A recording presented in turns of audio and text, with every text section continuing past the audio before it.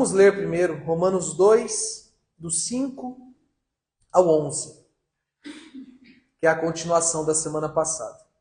Mas, por tua obstinação e coração impenitente, acumulas ira contra ti mesmo para o dia da ira e da revelação do justo juízo de Deus, o qual retribuirá a cada homem segundo suas obras. A vida eterna aos que, prosseguindo pacientemente na prática do bem, buscam glória e honra e imortalidade.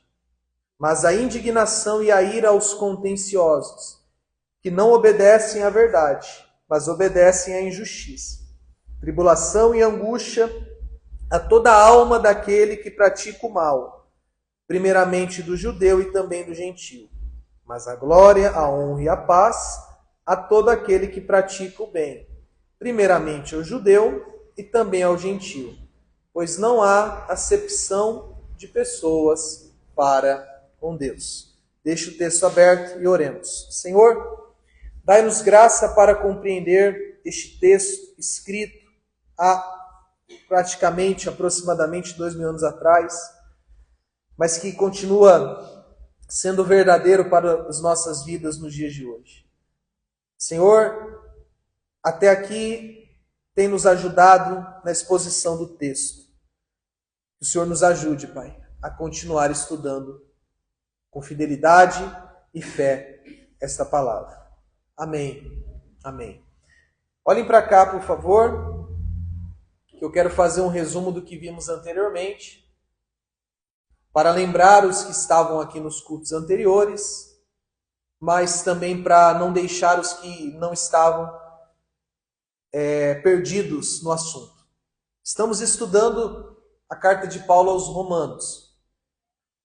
E anteriormente, vimos que Deus se revelou de forma geral a todos os homens. E como ele fez isso? Através da consciência, porque todos os homens têm uma consciência do que é certo e do que é errado. Isso é uma das provas de que Deus existe, esse senso moral. E Deus se revelou também através da natureza. Ainda que a pessoa nunca tenha tido acesso a uma Bíblia, ainda que a pessoa nunca tenha ouvido a pregação do Evangelho, ela não pode negar a existência de Deus, porque Deus se revela todos os dias com o nascer do sol, com o cantar dos pássaros, com as árvores, com os peixes, com a criação.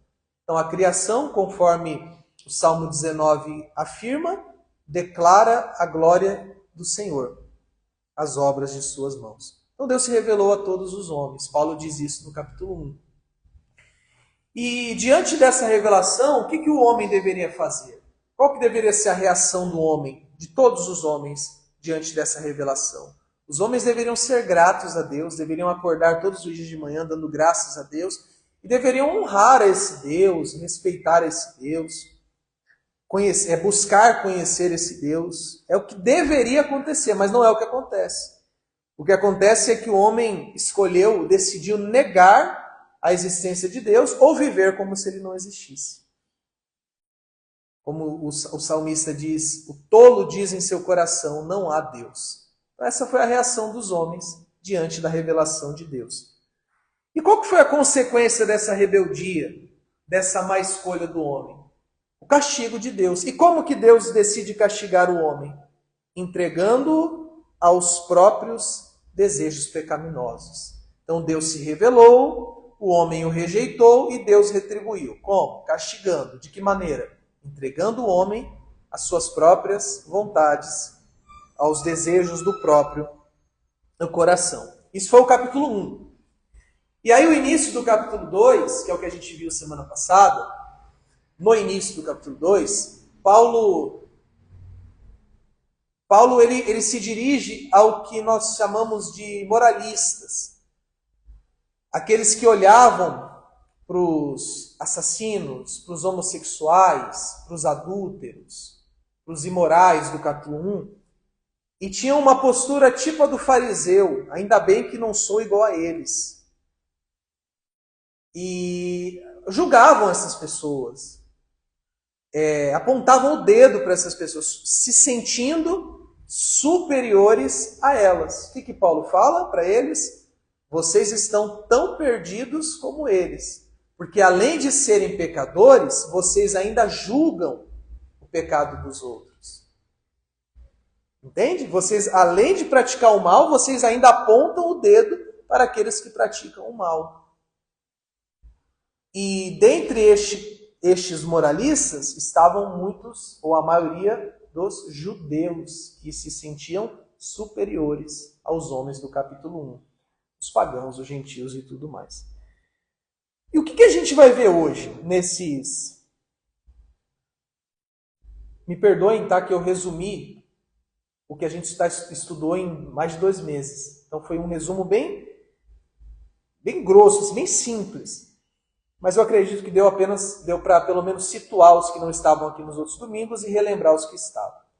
O que a gente vai ver hoje nesses 6 versículos aí que lemos?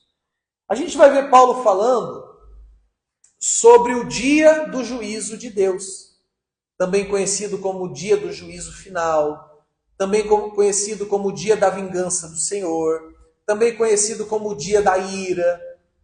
Paulo está falando do dia em que Cristo vai vir e julgar todos os homens, o dia do julgamento final. Esses 6 versículos tratam desse dia. E esse dia, irmãos, ele não é anunciado só aqui no Romanos 2, do 5 ao 11. Esse dia é anunciado em toda a Bíblia. O dia em si, a data, o quando exatamente, a Bíblia não revela. Fala de um dia, mas não fala qual é este dia. E aqui eu já me antecipo e digo a vocês que qualquer tentativa de adivinhar ou de marcar um dia para a volta de Cristo é uma tentativa mentirosa, que vai fracassar, e de homens que não são verdadeiros pregadores. Porque um pregador fiel jamais vai anunciar que Cristo vai voltar determinado dia, porque nem a Bíblia anuncia, quem é o homem para anunciar? Mas o fato é, há um dia. Há um dia. E nesse dia, irmãos, será revelado quem são os salvos e quem são os perdidos. Presta atenção na palavra que eu usei. Neste dia será revelado quem são os salvos e quem são os perdidos. Os que entrarão no céu e os que serão condenados ao inferno. Por que essa palavra revelado é importante? Porque algumas pessoas pensam que o dia da ira, o dia do juízo, será um dia de decisão. Do tipo assim, Deus vai decidir quem vai para o céu e quem vai para o inferno no dia do juízo final. É aí que Deus vai decidir. É aí que Deus vai julgar no sentido de falar, você vai para lá e você vai para cá e eu tomei essa decisão agora. Não vai ser um dia de decisão, vai ser um dia de revelação. Porque quando chegar o dia do juízo, os salvos já estarão salvos e os perdidos já estarão perdidos. A diferença é que no dia vai saber quem é quem. Conseguiram entender aí? Então o juízo final não é um dia de decisão, é um dia apenas de revelação. Os perdidos já estarão perdidos, os salvos já estarão salvos. Só que será revelado naquele dia. Feito essas afirmações e dadas essas orientações, vamos voltar ao texto e vamos ver o que Paulo fala sobre esse dia. Verso 5, mais uma vez. Mas por tua obstinação e coração impenitente, olhe para cá, Paulo aqui está falando da rebeldia do homem, do pecado do homem, da incredulidade do homem, da falta de arrependimento do homem. Por conta disso, acumulas ira contra ti mesmo para o dia da ira e da revelação do justo juízo de Deus. Então Paulo chama o dia do julgamento final de o dia da ira, ou o dia do justo juízo de Deus. Como foi dito ainda há pouco, esse dia nós não sabemos quando vai ser. Mas quando Paulo fala que será um dia de ira, Paulo ele quer dizer que nesse dia, de forma definitiva, a ira de Deus vai ser derramada. Por isso que é o dia da ira. Em certa medida, a ira de Deus já está sendo derramada. Ela foi ao longo de toda a história e continua sendo. Tanto é que em Romanos 1,18, Paulo fala: a ira de Deus se revela do céu contra toda impiedade e injustiça dos homens que trocam a verdade pela mentira. O próprio fato do mundo estar como está já é, em certa medida, a ira de Deus sendo derramada. Mas no dia da ira, a ira de Deus vai ser derramada de forma completa e definitiva. Eu vou dar mais um exemplo da ira de Deus sendo derramada ao longo da história. Vocês lembram do episódio do dilúvio? Lá no início da Bíblia, lá no Gênesis. O que foi o dilúvio? Foi uma amostra. Prestem atenção nisso, porque vocês precisam entender isso para entender o peso do dia da ira de Deus. O dilúvio foi uma amostra da ira de Deus sendo derramada. Uma amostra. Ela não foi derramada de forma definitiva. Foi apenas uma amostra. E por que a ira de Deus foi derramada no dilúvio? Através do dilúvio? Porque os homens viviam perdidos e não queriam saber de Deus. Deus derramou a sua ira. Uma amostra dessa ira destruiu tudo que havia, com exceção do Noé, da sua família e da arca com os animais. Uma amostra. Quer ver uma outra amostra da ira de Deus? A destruição de Sodoma e Gomorra. O que foi aquele fogo que destruiu Sodoma e Gomorra? Uma amostra da ira de Deus. E por que ela foi derramada? Por conta da iniquidade, da transgressão, do pecado, da falta de arrependimento. Quer ver uma outra amostra? As pragas que caíram sobre o Egito. Deus estava falando com Faraó e Faraó estava rejeitando a ordem de Deus. Solta meu povo. Não vou soltar. Irmãos, desobedecer uma ordem de Deus é desafiar Deus. É falar para Deus: eu sou maior do que tu. Eu sou melhor do que o Senhor. O Senhor pode falar o que for. Eu não vou fazer. Não é um desafio? Você sabe quando o pai dá uma ordem para o filho e o filho fala: não vou fazer? Como é que o pai se sente? Além de desrespeitado. Em certa medida, o pai se sente desafiado. Ué, quem ele pensa que é para ir contra a minha ordem? Solta meu povo. Não vou soltar. Solta meu povo. Não vou soltar. Aí Deus derrama uma amostra da sua ira materializada nas 10 pragas que destruíram praticamente todo o Egito. Então, dilúvio, Sodoma e Gomorra, Egito, esses episódios foram amostra do que, irmãos? Da ira de Deus. Vocês prestaram atenção na palavra? Amostra. Não foi a ira de Deus na sua totalidade. Não foi a ira de Deus sendo derramada de forma definitiva. A amostra Alguém pode encher ali para mim essa garrafa? Pode ser aqui no banheiro mesmo. Deixa eu beber porque não pode desperdiçar água. Pode ser do banheiro, não vou beber não. Enche tudo, Amanda. Você consegue uma bacia para mim, Monique? Um tapoé? Tem um baldinho lá atrás, lá no armarinho. No armarinho tem um baldinho pequenininho de limpar vidro. Obrigado, minha tia. Então, suponhamos, e aqui é só para ilustrar, tá, irmãos? É algo didático, só para explicar. Isso aqui é, vamos supor que isso daqui é a ira de Deus, tá? para ilustrar o que eu quis dizer com a amostra da ira e a ira de forma definitiva. A ira de Deus está aqui. Dilúvio. Sodoma. Está vendo? Egito.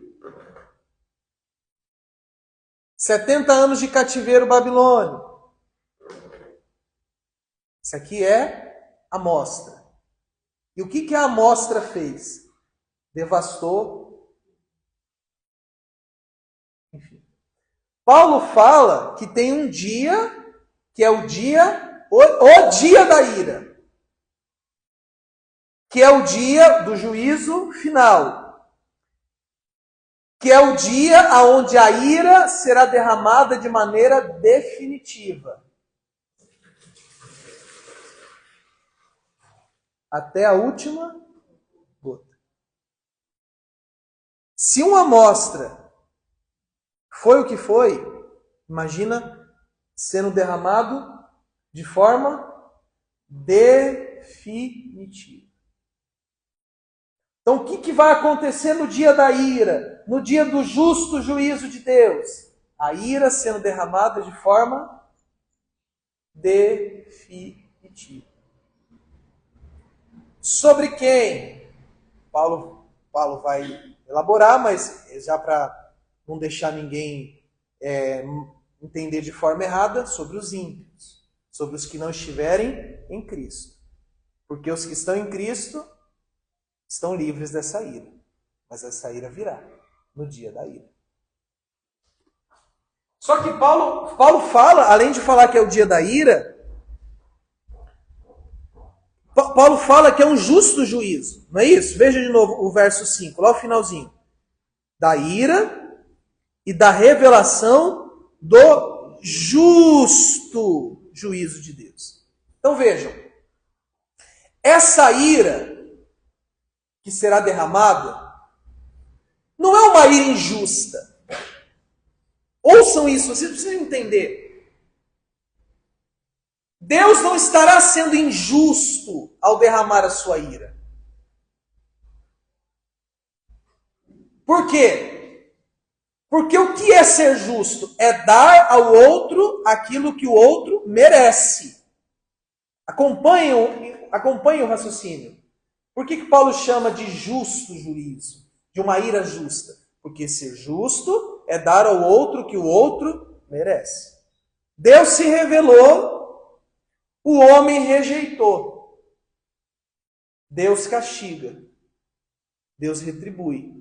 Deus está apenas sendo justo. Então, ao derramar a sua ira, Deus não estará fazendo nada além de cumprir com o seu dever de justiça. Porque Deus é justo. Então, aqueles que estarão debaixo da ira de Deus, a saber, os ímpios, não poderão dizer, eu estou sofrendo uma injustiça. Pelo contrário, a justiça de Deus estará sendo feita.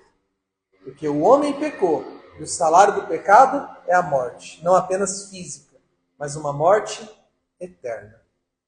Uma morte eterna. É uma ira justa. É uma ira justa. E Paulo desenvolve essa questão de ser uma ira justa, do dar ao outro o que o outro merece, no verso 6, o qual, quer dizer, Deus, retribuirá cada homem segundo as suas obras. Então veja, por que é uma ira justa? Porque Deus vai apenas retribuir ao homem o que ele merece. Se o homem pecou, ele merece o castigo. Então Deus castigando, Deus não estará fazendo nada além de cumprir com a sua justiça. Deus retribuirá, como é que diz? A cada homem segundo as suas obras. O que são essas obras, irmãos? Em algumas versões está segundo o seu procedimento. O que seriam essas obras? É a forma que a gente vive. é a nossa conduta, as nossas escolhas, o que falamos, o que pensamos, como agimos. É a prática, é o fazer, é as obras. Como eu vivo neste mundo? Deus vai retribuir no dia do juízo final a cada um conforme a vida que aquela pessoa viveu neste mundo. São as obras. Se ela viveu no pecado ou se ela viveu na santidade. Se ela viveu na justiça ou se ela viveu na injustiça. Se ela fazia o que era certo ou se ela fazia o que era errado. Só que algo precisa ser dito aqui. Porque se não for dito agora, os ouvidos mais atentos e as mentes mais pensantes entrarão em conflito neste momento. Por quê?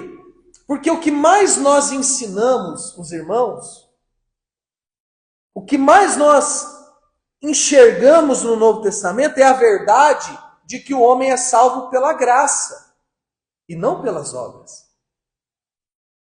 Então algo precisa ser dito para aqueles que estão pensando Então quer dizer que o homem será salvo ou condenado pelas obras que pratica? Que incongruência é essa? Que contradição é essa em que Paulo se encontra? Porque em outro texto ele diz que o homem é salvo pela graça. O próprio Romanos 3 vai dizer que o homem é salvo pela graça independente das obras. O que está acontecendo com Paulo? Paulo está indo contra o que ele pregou? Paulo está indo... O que está acontecendo? Então algo precisa ser dito aqui antes da gente continuar a leitura do texto. A salvação é pela graça? Sim. Definitivamente sim. Mas quem foi salvo pela graça vive na prática de boas obras.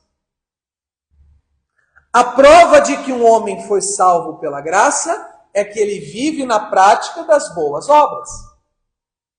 Então, quando Paulo diz que o homem será julgado conforme as obras que pratica, ele não está entrando em contradição com a sua fala de que o homem é salvo pela graça e não pelas obras. Não há uma contradição aqui. O que acontece é que todo salvo pela graça vive na prática de boas obras. Então essas boas obras serão levadas em conta no dia do juízo final. Porque o que é salvo é o que viveu na prática de boas obras. O que não é salvo é o que viveu na prática de obras ruins. Conseguiram entender? Não há qualquer tipo de contradição. As boas obras é apenas uma consequência de que eu sou um salvo. Todo salvo é santo. Todo salvo é santo. E aí ele vai entrar em detalhes sobre essa forma de viver das pessoas. O verso 7. Ó a retribuição, ó. A vida eterna aos que, prosseguindo pacientemente na prática do bem, buscam glória, honra e imortalidade. Então veja. Quem são aqueles que vivem prosseguindo na prática do bem, buscando glória, honra e imortalidade? Quer dizer, quem são os que vivem buscando e pensando na vida eterna? Os crentes. Os salvos. Estes já vivem visando o que há na vida eterna. E por isso perseveram em fazer o bem, em praticar boas obras. O que esses vão receber no dia do juízo final? Vida eterna. Então, no dia do juízo final, os que praticaram boas obras, e praticaram porque eram salvos, porque eram crentes, os que viviam na prática do bem, e viviam assim porque eram salvos, porque eram crentes, os que viviam em busca da glória eterna, da imortalidade, e viviam assim porque eram salvos, porque eram crentes, no dia do juízo final, estes vão receber vida eterna. estes vão receber vida eterna. Vocês estão entendendo o ponto aqui de Paulo? Haverá um dia do justo juízo de Deus. Para os crentes, para os que praticam boas obras, para os que perseveraram em fazer o bem, o que eles vão receber da parte de Deus no dia do juízo final? Vida eterna. E é importante vocês entenderem que vida eterna não é apenas no sentido quantitativo, no sentido de quantidade, e sim no sentido de qualidade. A vida que o crente vai receber de Deus no juízo final não é apenas eterna no sentido de que não tem fim. É também eterna no sentido de que os prazeres, o gozo, a alegria, a felicidade, o contentamento, a paz será também eterna. Por que graça haveria se vivêssemos eternamente, porém eternamente infelizes?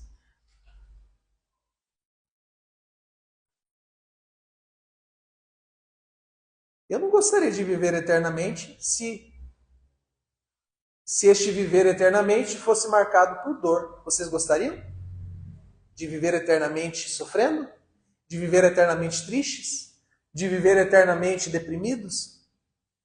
Então, a beleza da promessa não é a vida eterna no sentido de quantidade, sim no sentido da qualidade. Como vai ser essa vida? Uma vida de eterno gozo, de eterna paz, de eterna alegria, reservada no juízo final para aqueles que estiverem em Cristo Jesus.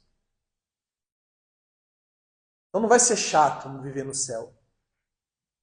Não vai ser chato.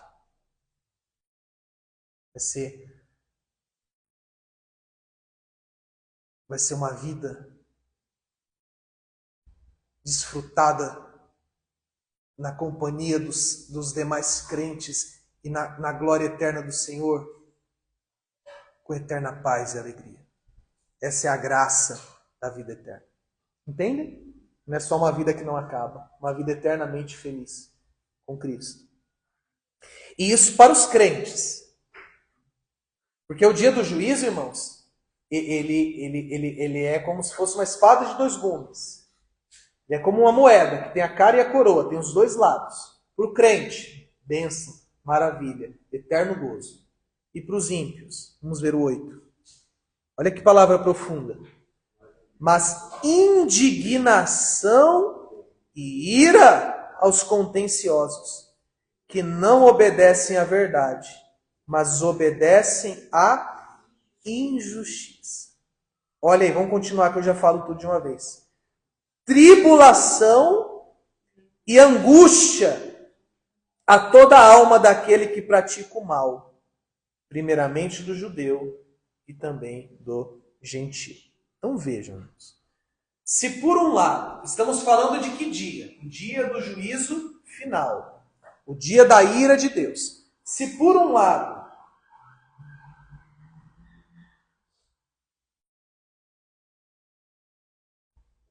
os crentes receberão vida eterna, os ímpios, os que ao invés de obedecerem à verdade, obedeceram à mentira, aqueles que ao invés de adorarem ao Senhor, se rebelaram contra Ele, aqueles que viveram na prática do mal, receberão, segundo o verso 8, ira e indignação da parte de Deus, que é o exemplo que eu dei da ira sendo derramada de forma definitiva. E o verso 9, como a gente leu, tem umas palavras que por si só transmitem a ideia de um sofrimento profundo. Você encontra aí no verso 9 a palavra tribulação, não encontra? E angústia, tem aí também? Olha ao que a alma do ímpio será submetida no dia do juízo final. A tribulação e angústia.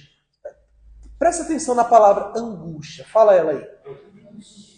Percebe que na própria palavra já se tem uma expressão de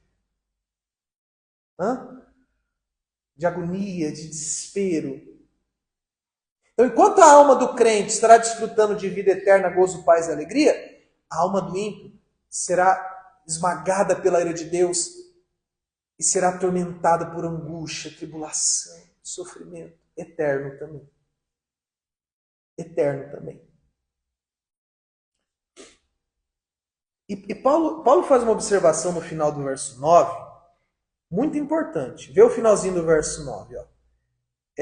Primeiramente do judeu e também do gentil. Então veja.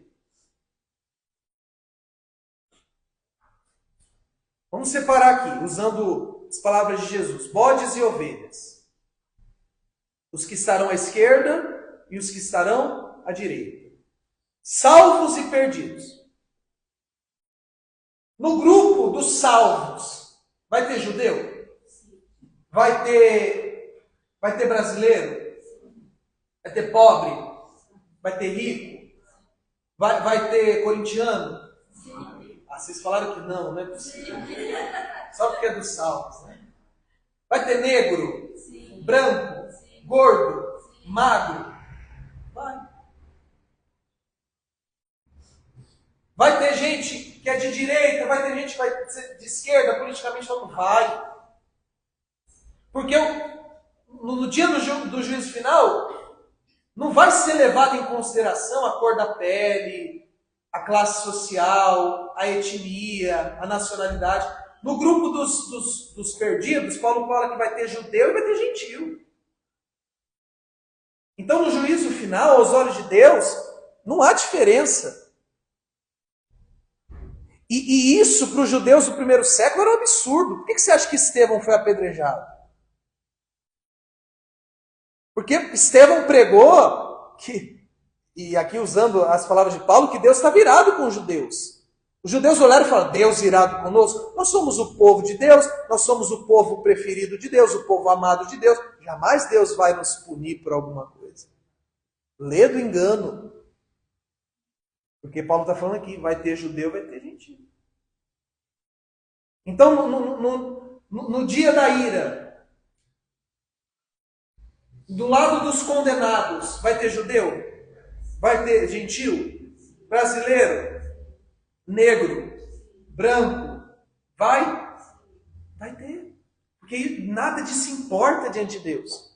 O que é levado em consideração é como que eu vivi nesse mundo. E se eu sou um crente, eu vivi na prática das boas obras. Se eu não era um crente, por mais que me dizia ser, eu vivi na prática do pecado. Não é o que eu falo, é o que eu apresento na minha vida, da forma que eu vivo.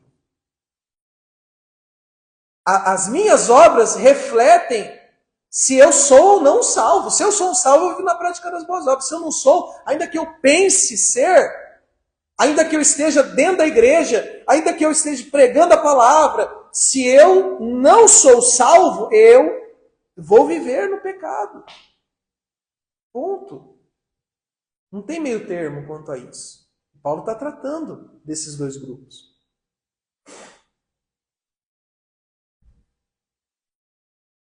Aí verso 10, Paulo volta a falar dos salvos. Ó.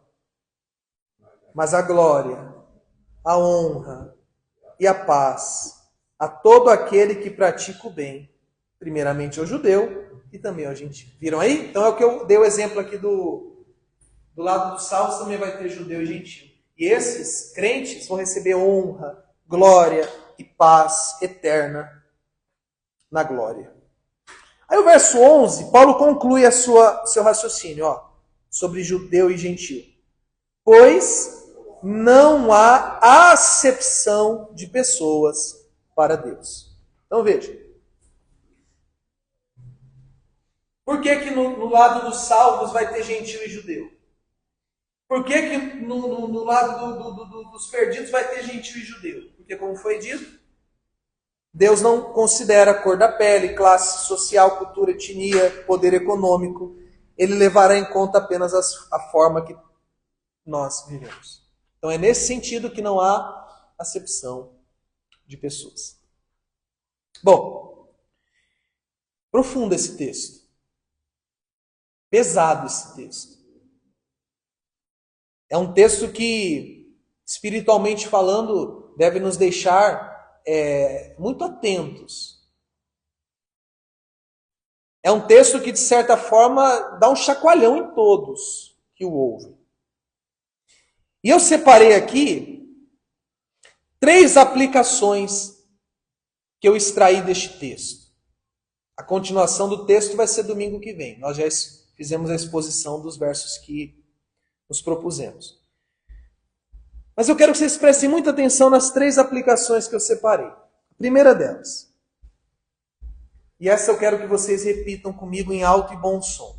Boas obras não salvam, mas a salvação produz boas obras. Então, aquele discurso de que eu posso viver no pecado porque eu fui salvo, de que não importa o que eu faça, afinal de contas, Jesus já me salvou, não é um discurso evangélico, bíblico, cristão. Não é. É o famoso graça barata. É o famoso discurso de pessoas que não querem cumprir o negar a si mesmo de Cristo.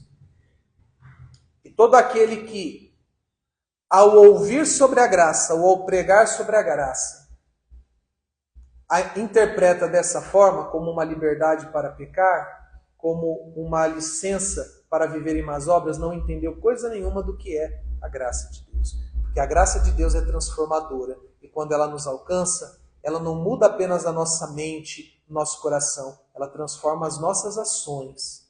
Ela transforma as nossas obras. Eu acredito que os irmãos estão entendendo este ponto. Eu sou salvo pela graça. Mas a prova de que esta graça me salvou são as boas obras que acompanharão essa salvação. E segundo o Paulo, no texto que lemos, essas boas obras se resumem em perseverar em fazer o bem e buscar o que é eterno. Por isso que ele fala, os que perseveram em praticar o bem e buscam glória, honra e imortalidade. Então, o estilo de vida do verdadeiro salvo é marcado pela perseverança em fazer o bem e por ter os olhos voltados para a eternidade.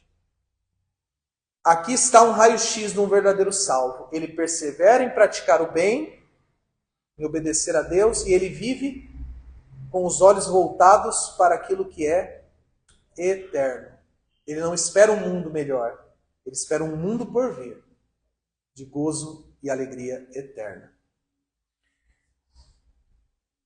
A segunda aplicação, muito importante, hein? Ela foge um pouco do que é pessoal e ela traz uma visão mais abrangente, principalmente do mundo evangélico. Esse texto, irmãos, ele combate algumas heresias sobre a vida eterna. Vou citar três heresias que esse texto combate. O purgatório, o aniquilacionismo e o universalismo. Vou falar das 3 de forma resumida. O que é o purgatório? É uma doutrina católica romana que, de forma resumida, propaga a ideia de um meio termo. Um lugar entre o céu e o inferno, que a pessoa pode ir depois da morte. Basicamente é isso. É um lugar onde a pessoa vai ter uma espécie de segunda chance para ser salva. Então, a ideia é que poucas pessoas ao morrerem vão direto para o céu. A ideia romana, católica romana. Ouça, vocês precisam entender a diferença da fé cristã para o que se propaga por aí. A ideia católica romana é que poucas pessoas vão direto para o céu. Poucas. Porque poucas pessoas são tão boas, são tão justas para merecer o céu. E essa é a nossa principal diferença com os católicos. Porque na ideia deles, a salvação é algo que pode se alcançar por méritos, por obras, e não pela fé em Cristo. Razão pela qual houve uma cisão lá no século XVI, com a Reforma Protestante. Então, poucas pessoas, segundo os romanistas, vão entrar no céu direto. E algumas pessoas vão direto para o inferno, mas a maioria, segundo eles, vão para o purgatório. E aí esses que estarão no purgatório vão depender de terceiros, familiares, que vão fazer, por exemplo, uma missa, a famosa missa do sétimo dia, com o propósito de promover a purificação da alma daquele católico que está nem no céu nem no inferno, no purgatório. Um meio termo. Uma espécie de meio termo. Por que esse texto elimina essa ideia? Porque esse texto não fala de 3 destinos ou mais. Ele fala de quantos? 2. 1, vida eterna. Outro, ira e indignação. Céu e inferno. Não tem um meio termo. Entenderam? O porquê que esse texto combate, é um dos textos que combatem essa heresia do purgatório. A outra heresia que eu falei é a heresia do aniquilacionismo. Ela é comum em algumas seitas, supostamente evangélicas. O que seria a ideia do aniquilacionismo? É que a alma do ímpio vai ser destruída. Vai ser aniquilada. O que é algo aniquilado? É algo destruído, é algo que deixa de existir. Então qual que é a ideia do aniquilacionista? É que os que vão para o inferno não vão sofrer eternamente no inferno. Simplesmente deixarão de existir. Acabou. Não sei se vocês estão entendendo a ideia. Morreu, foi para o inferno, acabou. Desapareceu. Não tem mais consciência, não tem mais. Acabou. Não tem sofrimento e nem felicidade. É só. Acabou. Foi aniquilado, foi destruído. Só que se essa ideia aniquilacionista fosse verdadeira, Paulo não falaria sobre angústia e tribulação sobre a alma dos que praticam o mal. Jesus não trataria de um lugar na onde os ímpios vão permanecer eternamente, como um lugar que haverá choro e ranger de dentes. Se houvesse uma destruição da alma, simplesmente o ímpio deixasse de existir, não haveria sofrimento, como a Bíblia fala que haverá sofrimento. Afinal de contas, se a pessoa não existe mais, então não tem como ela sofrer. Então, se alguém chegar em você um dia e falar assim, esse negócio de inferno aí não é literal. A pessoa que vai para o inferno, ela só deixa de existir. Então, no final das contas, não é tão ruim assim. Saiba que isso vai contra o Evangelho, porque o Evangelho diz que haverá tribulação, dor e sofrimento sobre a alma dos que praticam o mal. A terceira heresia que eu falei que esse texto combate é o universalismo. O que é o universalismo? É a ideia de que todos os homens entrarão no céu. Todos. Todos os homens serão salvos. Todos. Sem exceção. Porque Cristo morreu para salvar todos. Então não haverá um grupo indo para o inferno. Todos vão para o céu.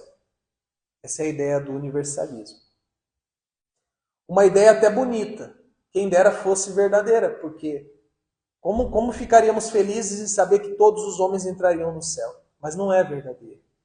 Paulo fala que haverão os que vão receber vida eterna e os que vão receber ira e indignação. Jesus chama metaforicamente de bodes e ovelhas.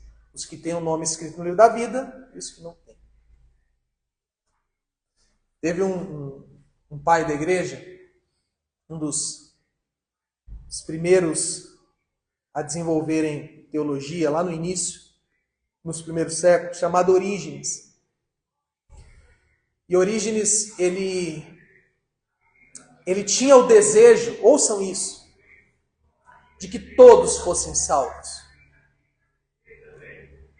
E o desejo dele não era diferente do nosso. Porque todo crente deseja que todos os homens sejam salvos. Só que ele acabou transformando o desejo que ele tinha numa espécie de uma doutrina. Então, ao querer que todos fossem salvos, ele começou a acreditar e a ensinar que de fato todos seriam salvos, inclusive Satanás. A ideia de Orígenes era de que todos seriam salvos, levava tanto a sério que ele acreditava que no final de tudo até Satanás se arrependeria e entraria no céu. Uma ideia universalista, certa medida. Então não há, infelizmente, a possibilidade de todos os homens serem salvos. Então, purgatório, aniquilacionismo, universalismo, ou ideia de meio termo, nem céu nem inferno, ideia de destruição da alma e ideia de salvação de todos os homens não são ideias bíblicas. Paulo combate isso. Não que a intenção dele fosse essa, mas a gente consegue tirar como aplicação de um combate a essas ideias. E por fim, irmãos, e aqui é uma aplicação bem particular a mim e a você, eu quero convidar todos a fazer um autoexame.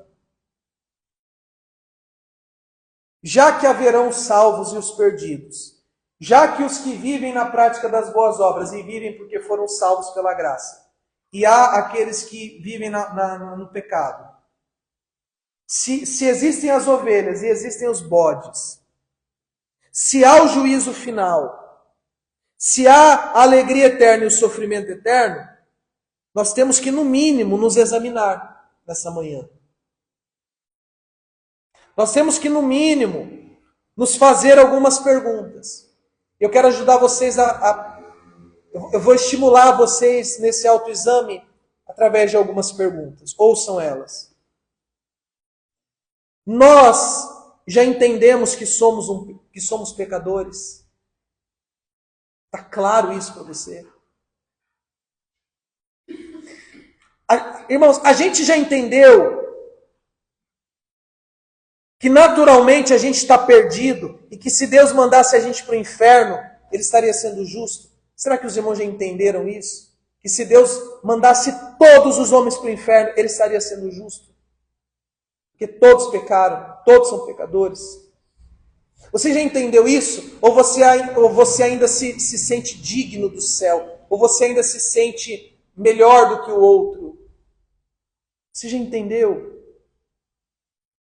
Nós já entendemos que Jesus Cristo é a nossa única esperança. Nós já entendemos isso. Você e eu, nós já entendemos que Jesus é a nossa única esperança.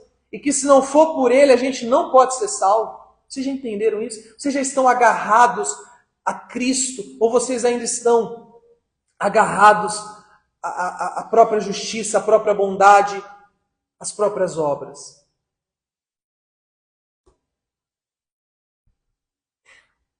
Nós já depositamos toda a nossa fé e esperança em Jesus? Já fizemos isso? Já nos agarramos a Cristo e declaramos: Tu és a minha salvação. Se o Senhor não me salvar, não há salvação, porque eu não posso me salvar. Nós já declaramos isso com os nossos lábios e já cremos nisso de todo o nosso coração ou ainda? Porque é preciso examinar, é preciso pensar, é preciso entender, é preciso se avaliar.